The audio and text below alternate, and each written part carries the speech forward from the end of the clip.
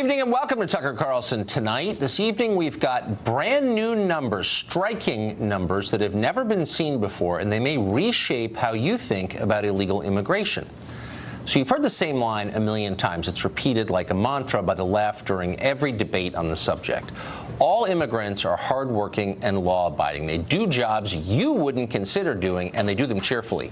They sacrifice for their families in ways you probably don't. In fact, and this is always the last point, it's always delivered with the confident satisfaction of someone shutting down a debate with superior data, undocumented immigrants actually commit fewer crimes on average than native-born Americans. Not only are immigrants more virtuous than you are, but they're safer to be around. In other words, stop complaining. They're your superiors. But wait, are we sure that that is true? Are people who are in this country precisely because they were willing to break our immigration laws really less likely to break other kinds of laws? It doesn't make a lot of sense. Yet until today, strangely enough, no one could say for sure whether it was true, because reliable statistics didn't seem to exist.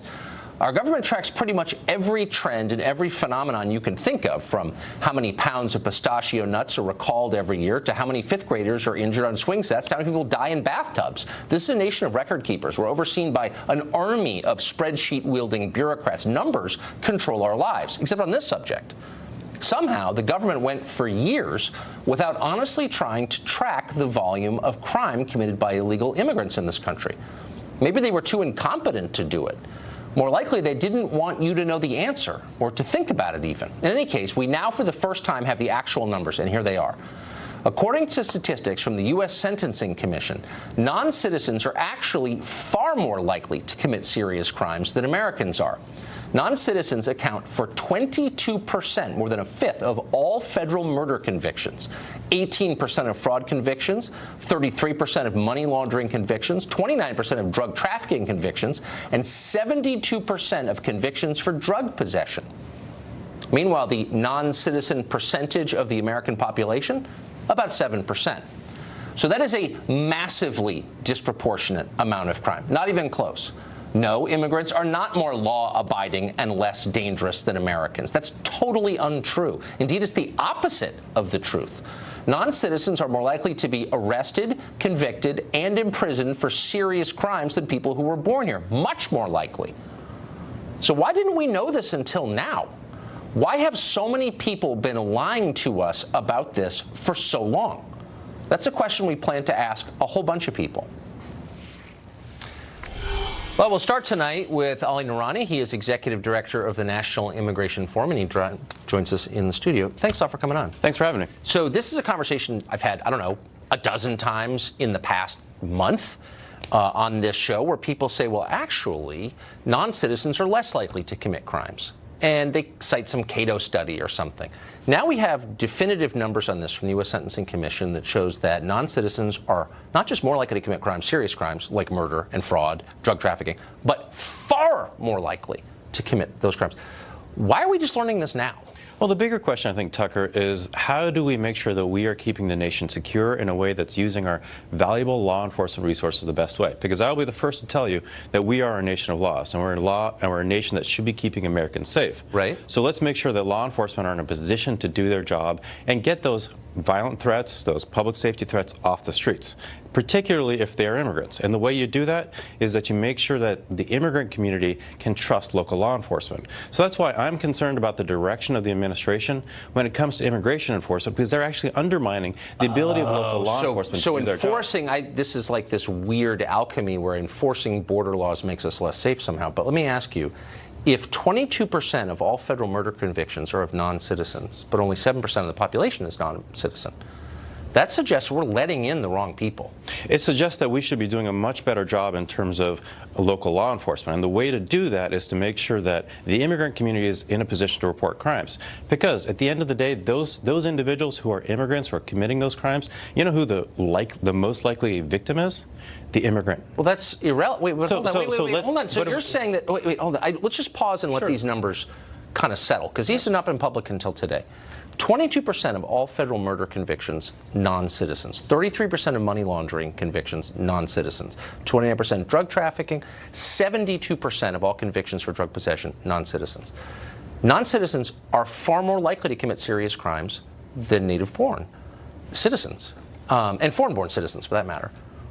Why shouldn't this make us want to radically curtail immigration into the country? It makes me radically want to make sure, I radically want to make sure that law enforcement are able to do their job, because again, those crimes are being committed within the immigrant community. So but that's not, I mean, some are, some aren't. Well, hold on. We've got these numbers today, so we actually don't really know where these crimes are being committed. We don't know anything about it other than this. Like, this is the first No, but if you actually, data if you look at the research shows that the immigrant community is the victim of, is the disproportionate But it doesn't matter. So then, but what matters... Why are we letting in people who are many times more likely to commit murder, fraud, drug trafficking than people who are born here? Why don't we think through who we let in? Doesn't it suggest that to you? It suggests to me that our immigration system is fundamentally broken, and we need to make sure that those individuals who are here, who are undocumented, are registering for legal status, passing a criminal background check, learning English, and coming out of the shadows. I get that you've got your pre-existing priorities that you want. I understand you do it for a living, okay, and I respect that. But again, for the third time, these are brand new numbers. We didn't know them when we woke up this morning. Now we do. The debate is over. Non-citizens far more likely to commit dangerous crimes than citizens. So, with that in mind, does that shock you? It shocks me that we haven't been approaching the problem the correct way. But why have we been saying the opposite with such great authority all these years? Well, actually, you know, according to Cato or some think tank, I mean, can we just pause and say, you know, we were totally wrong about what we've been saying? The problem here is that we want to get violent criminals off the streets. Is that correct? We don't want them in here in the first place. We do not want them. So why are we making law enforcement deal with these people? Why don't we stop it at the border, and then we don't have to put our police and citizens at risk? I think that's a great idea. And the other way you do that is that you make sure that you have a functioning legal immigration system and a process for people to go through. The only people who are hiding from law enforcement... Really? I thought, don't we bring in more than 1 million people legally every year? It's clearly out of whack with our needs. More than any other country in the world? We're also a much bigger country than almost any other country. We're not, and our workforce is actually much more dynamic and fluid. Maybe, okay, but leaving the economics of it aside, I mean, that's another show, another debate, but I just want to acknowledge that one of the core operating assumptions that we have had for years, and I've been at the center of this debate, was wrong. Not just wrong, but totally wrong. It was a lie. Does that make you reassess what you thought a little bit? What I want to try to assess is, how do we actually solve the problem? I mean, we can, you know, if you want to quibble about statistics, you should bring somebody from Cato. No, but it's not quibbling. It's what we've been claiming is the very opposite of the truth. I want to focus on solving problems.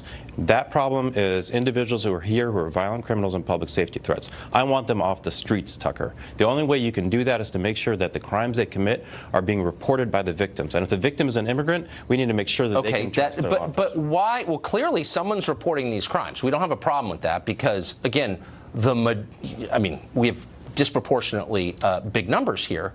My question is, why do you think non-citizens are committing crimes at a far greater rate than Americans are? I think we got to make sure that individuals who are coming to the country have been properly vetted. They're going through the process they need to. And the folks who are here and are undocumented... So you think they haven't been properly vetted? And the folks that are here who are undocumented, we need to require they pass a criminal background check. That is our biggest problem right now, because the individual undocumented immigrant who's a violent threat to our public safety, they're the ones hiding... Why wouldn't we just build a wall? Like, the public kind of wants that. What's the argument against that exactly? If you actually want to solve a problem at the border, you want to actually focus where the problem is. The majority of drugs, guns, and money are smuggled at ports of entry. But these are not drugs and guns and money. These are people committing crimes. Those individuals who are committing those crimes, they're coming in through ports of entry. But so do you think a wall wouldn't help at all? Because why? I want to put money where the risk is on the border, where the majority of drugs... Well, we didn't even know there was this risk until about 2 hours ago. So, maybe we should pause and think about these numbers, because they are shocking. You will concede that. Thank you, Ellie. Appreciate it. Mark Stein is an author and a columnist. He joins us tonight. Mark, are you surprised by these numbers?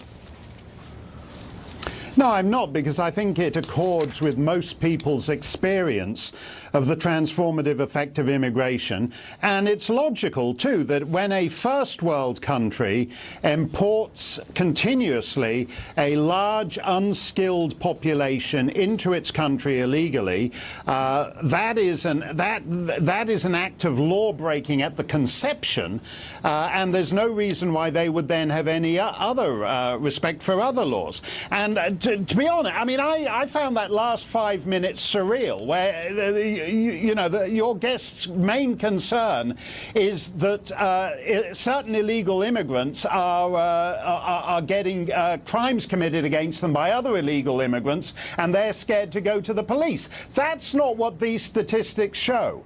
These statistics, which for political correctness reasons we were prevented from knowing in recent years, show that this country is in effect importing a criminal class, and it does not check any aspect of the criminal class it imports. Now, the few of us who have the misfortune to go through the legal immigration system, I went to see Neil at Homeland Security in Manchester, New Hampshire a couple of years ago, and he asked me about whether I'd committed any crimes, and I said I'd been pulled over by a traffic cop in Montpelier, Vermont, for passing a little old lady at 17 miles an hour, but I got the case dismissed. Neil from Homeland Security in Manchester, New Hampshire, wanted to see proof that the state of Vermont had actually dismissed that complaint against me. So we have a bifurcated system here in which law-abiding people have to dot every I and cross every T, and every single day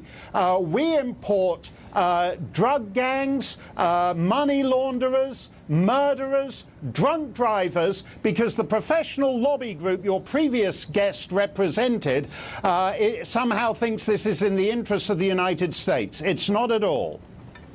The rector of my church spent the better part of a year waiting for a visa. He spent 20 years in the British Army. They didn't want any more Scottish Anglicans in this country because they're dangerous. Meanwhile, all of Congress is arguing about how we can keep people who snuck in illegally here, and you're a bigot if you're not for that. So what does this reduce?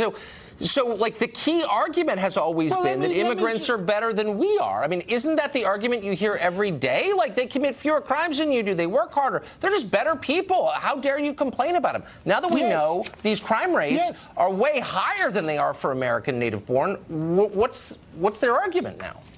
Well, Nancy Pelosi has said that we ought to thank the parents of the Dreamers for bringing them here because, as you say, they're better than us. If you listen to people like your previous guest, every single Dreamer is a high school valedictorian just wrapping up his third tour of Afghanistan. They're way better than us. So the only way to get the general depravity rate down in the United States is to import more and more low-skilled immigrants illegally across the Rio Grande. That's the argument Jorge Ramos makes. Oh, no, you're much safer being in a town of illegal immigrants than you are in a town whose population got off the Mayflower. And the fact of the matter is this is absolutely the inverse of the truth. The statistics you cited, even taken as a whole, 94% of these non-citizen criminals in federal custody, and by the way, this is just the tip of the iceberg because 90% of incarceration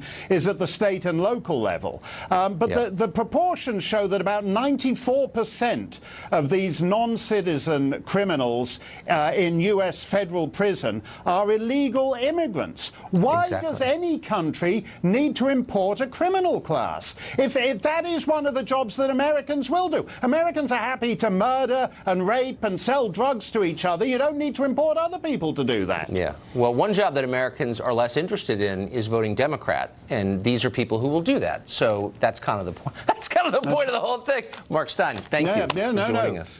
That's right. Thanks a lot, Tucker. Merry Christmas to you. Merry Christmas. Thank you.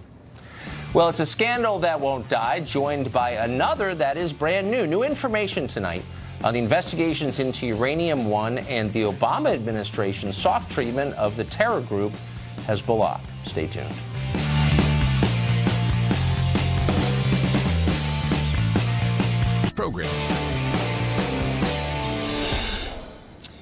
The Obama administration has been out of power for almost a year, but we're still finding little Easter eggs of scandal scattered around the front lawn of Washington. At the request of Attorney General Jeff Sessions, DOJ officials are interviewing FBI agents about the Uranium One deal in an attempt to determine if another special counsel is warranted to keep investigating that. Meanwhile, Congress is asking the Department of Justice to turn over all documents and communications related to an alleged multi-year effort under the last administration to basically give some space to Hezbollah to sell drugs internationally, including in this country, in order to make sure the Iran deal went through. Philippe Reims is a former Deputy Assistant Secretary of State. He was a longtime advisor to Hillary Clinton, and he joins us tonight. So, Philippe, both these stories, I don't think it's possible to overstate their significance, but at their core, both of them have important elements. So start with Uranium One. And I'll just concede you're a former Hillary spokesman. I don't think she's necessarily the villain of the story. Thank you for the concession. No, I think she is a villain in the story. But the Obama administration allowed Russia, a Russian-controlled company, control over some large percentage of our uranium reserves. Like, that's kind of beyond dispute. Why was that ever a good idea? And why is no one in the press asking a really simple question, like, why'd you allow that to happen? Well, I think they did, and there's a process for that. It's called CFIUS. Yes, I know. It's any time that any asset of the United States that has a national security implication is to be sold to a foreign element, it has to go through a very rigorous review. Now, the Secretary of State and the State Department are part of that, but there are 9 departments and ultimately the President. Now, in this case, we can get into the real nitty-gritty of it, but we were not turning over the keys to the uranium kingdom. It passed muster, and we were no less. The responsibility was diffuse, I'll concede. But it's not diffuse. It's with 9 different cabinets. 9 different agencies. It's not just one agency. That's the point. But they're all within the same administration. But the macro question remains unanswered, which is the Russian government wound up with control over uranium deposits in Wyoming, in the United States. If you consider Russia our chief strategic rival, then why would you ever allow that? Like, why is that a good idea? I don't understand. Well, they were buying into a Canadian company. Correct. It was a Canadian company. But we could have stopped One. it. The Obama people could have stopped it. We could have, and obviously the people who looked at this, who have nothing at stake other than what's in the best interests of our national security, determined that this did not in any way impede that. But given that we know that there's never been an adversary more terrifying or dangerous to American democracy than Vladimir Putin, who literally haunts the dreams of 50% of the people in Washington, why haven't disagreement here. I'm saying that sarcastically because I don't actually think he's the gravest threat to American national security, but every Democrat thinks that, and yet they allowed him control over our uranium. Why haven't they apologized? There's nothing to apologize for. Okay, so how can he simultaneously... The person who owes an apology writ large is Vladimir Putin to all of us for what he's done to our democracy in the last year. Okay, so he's evil, you say, but simultaneously you say it's okay that the Obama people allowed him control of our uranium. It's why we have a very rigorous process, whether the president's name is Obama or Trump or Bush or Clinton, to make sure that we are in no way turning over assets that should not be in foreign hands. There's a reason why it's such a rigorous process. Assets, I think we because both it was agree. determined that this Canadian company... Right, but it was the wrong decision, obviously. Well, that's... So why shouldn't the people who made it apologize and say, yes, I imperiled American national security by my lack of wisdom, by my foolishness, my short-sightedness. I didn't understand how dangerous Russia was. I'm part of the problem. I apologize. They do that in Japan. Why aren't they doing it here? I don't know who that would be. I know that's not me. The 9 heads of those agencies, I know it's not Secretary me. Clinton. Well, okay. Secretary Clinton didn't roll up her sleeves and get into the, let's look at the uranium. But her agency signed off on it. She should apologize, no? No. No. Okay. No apologies. No. All right. Not on Uranium One. I kind of sensed you were going to say that. No, not on Uranium One. No. Huh. So what about the other question this evening, and that is the Politico piece that pretty much demonstrates that Treasury Department and DEA officials were stymied in their efforts to control Hezbollah's international money laundering and drug dealing operations. These are not partisan right-wingers. These are people who worked for the Obama administration. They're saying our goals were sublimated because of the Iran deal. I don't see why that's not a scandal. It seems like a scandal to me. Well, I think, first off, most people, including in the Obama administration, didn't know where this came from. When you look at these stories, there are 2 people. They may not be crazy out there, right-wing, whatever you want to call them, but they have been vociferously against the Iran deal from the beginning. There are dozens of people in the two primary sources in there, but the author said there were dozens of people, a lot of them Democrats, all of them Obama employees, who said. Well, there are four on-the-record sources today in the Washington Post for the CIA, the NSC, the White House, and for the State Department, saying that this didn't happen, that you would never in a million years do anything to impede. Okay, then there are people who obviously don't, and they may be right. Let's look into it. Wait, let's look into it. So I'm okay the allegation is made by Obama staffers, former Obama staffers, that cocaine was sold in this country, narcotics, because the Obama people allowed it to be, because they didn't want to. I really doubt that. Deal. All right. I doubt that. But you would have no problem with an investigation I have no problem to get to the bottom of it. investigating. I have a problem with what's turning into interference and intimidation. And I think what we're seeing, it's one thing. Right. You have news sources. I have my news sources. We go back at night. We have our separate corners. This is political. But we have to share. No, but with something like investigations, we can't fight over the FBI. Well, I agree, and that's what's happening now. They shouldn't be partisan. But you know what I mean? Well, but what's happening, and I think the common ground here is that Comey definitely did a number on the FBI, but they are now caught in some kind of divorced parents tug of war. I'm being told we have to go, but I agree with you on that. Philippe, thank you. Is she a left-wing activist, or could she be a Russian spy? Congress wants to investigate Jill Stein of the Green Party for possible collusion with Vladimir Putin, believe it or not. She joins us next.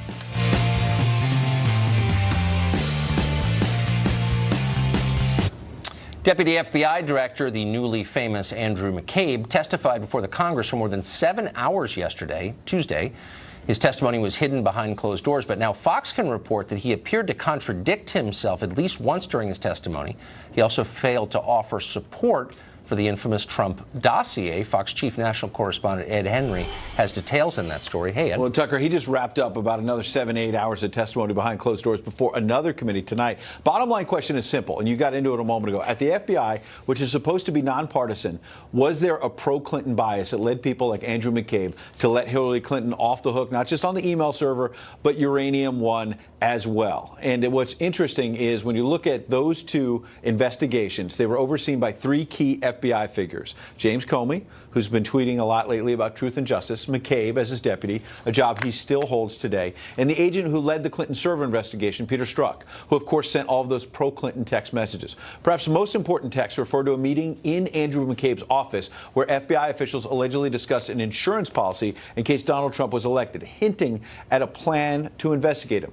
Yet after all of that questioning by the House Intel panel, we still have little clarity on what they meant. And McCabe testified he could not recall when he learned the Clinton camp and the DNC paid for that unverified anti-Trump dossier that was funneled to the FBI in the summer of 2016 and may have been the basis for the Obama administration's surveillance of General Michael Flynn and possibly others. That's led Republicans to charge the material from those wiretaps was used to weaponize the investigation of President-elect Trump that morphed into the special counsel probe. And what you ask could possibly be affecting Andrew McCabe's memory about all this? It turns out his wife ran for state senate in Virginia in 2015. She received several $100,000 in campaign cash from an organization controlled by Virginia's Democratic Governor Terry McAuliffe, who's obviously very, very close to the Clintons. Doesn't prove there was corruption, but this is one of the things that really infuriates people about these investigations, Tucker, which is you've got someone in Andrew McCabe at the center of all of this, and at the center of investigating Hillary Clinton around 2015, 2016. And his wife was receiving hundreds of thousands of dollars in campaign contributions. And he did not recuse himself from the investigation. Not at all. He was a deputy director. Running the D.C. office. Shocking. Ed, thank you for that. Good to see you. Well, last year, Jill Stein was carrying the banner of the American left in the presidential election. She was the Green Party candidate. Now she's been exposed. Apparently, despite leading the Green Party, she was a Russian spy all along. That's the claim, believe it or not. 2 Senate committees are investigating her as a possible crony of the Kremlin. Her sins include appearing on RT, that's the Russian television channel Russia Today, and attending a dinner in 2015 where she sat at the same table as Vladimir Putin, all of which makes her a modern Mata Hari. What does she say in her defense? Jill Stein joins us tonight. Dr. Stein, thanks for coming on. Great to be with you. Thank you so much. Are you now, or have you ever been, an agent of Russia? Do you speak Russian? How often do you talk to Vladimir Putin? Like, not at all. Like, even when briefly he sat at this head table at a conference. I was in Moscow for a conference, attended actually by the BBC, by the Canadian Broadcast System, by the state TV networks for China, India, Telesur, etc. This was a actual legitimate conference. It's all up on the web. There's nothing secret about it. We were posting information, putting out press releases, no backroom deals, no secret meetings in oligarchy towers or anything like that. All very transparent and public.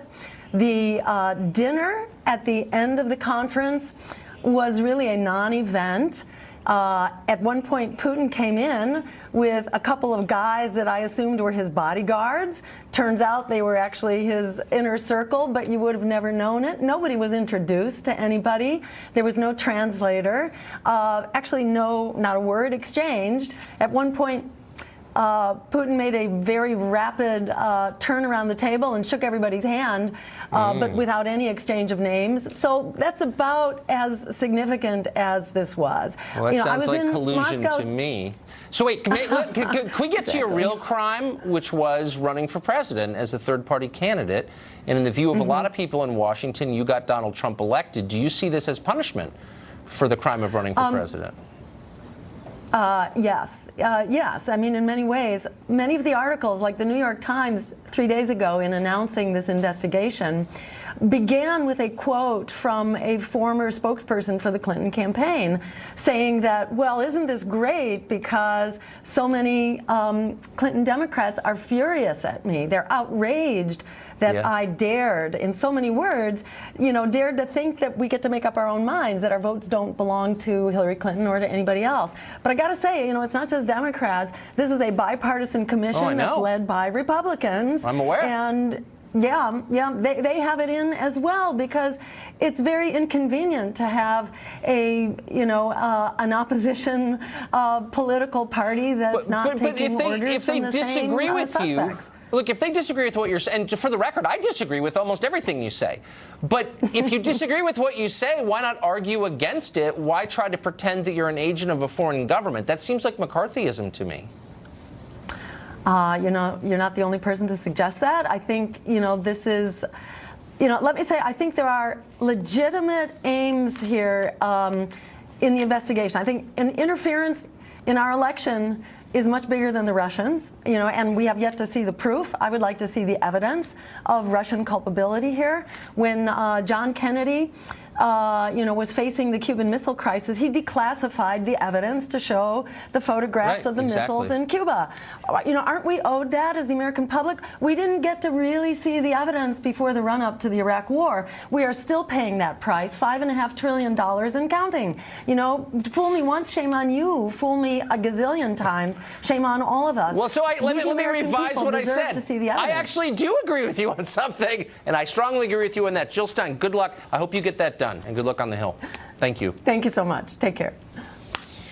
It's time for more racist trees. Apparently they exist out in Palm Springs. A golf course architect tells us whether trees near a golf course can really engage in ethnic oppression. That segment is next. Don't miss it.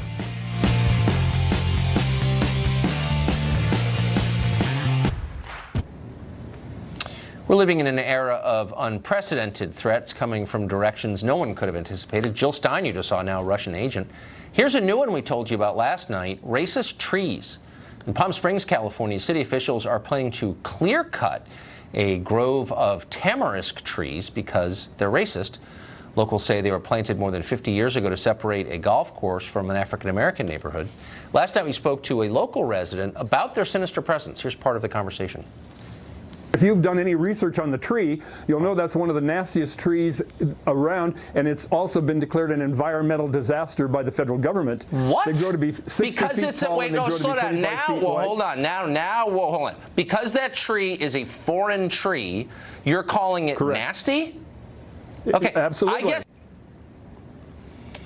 Question is, could Palm Springs be overreacting at all to the racist trees in its midst? Aptly named Forrest Richardson is a golf course architect. He's consulted on the course in question, actually. Ethan Bierman is a radio show host, and they join us tonight. First to you, Ethan. You've been following this. You're from California. Clearly, this is the definition of structural racism. But I wonder if it couldn't be worse. I mean, these are tamarisk trees. If they were white pine trees, would they be more racist, do you think? No, the trees themselves aren't racist. It was the actions putting them there in the first place. But also, I think it's really important to note, these trees in particular have been a fire hazard this year. You look at, Fox has done a great job covering like the Thomas fire. Tamarisk trees themselves have been explosive during these fires that have been happening. So not only do we have the aspect of the traditional, the origin of the planting of these trees being to separate the black and people of color community across the street after their homes were demolished, by the way, by the city of Palm Springs under racist conditions.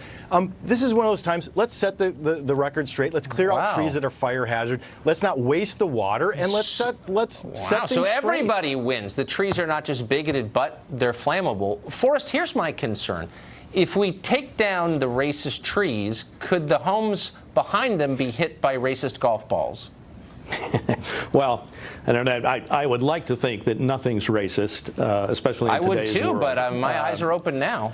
The reality is that I don't know why these trees were planted. I don't think that there's any clear indication of why they were planted. One reason that we plant trees on golf courses, especially on narrow corridors, which this happens to be. This is about 240 feet in width, whereas today we would generally get 350 to almost 400, is to protect adjacent homes and property, whether it be a school or houses. And in my opinion, I think the win-win would be to get everyone on board and say what's good for the homeowners and what's good for the golf course and what's good for the other homeowners. Sure, but it's 2017. We don't do compromise. I mean, come on now. It's the modern era. But let me just ask you, is there, just to clarify, as a landscape guy, are there other reasons other than simply bigotry that they might have been planted?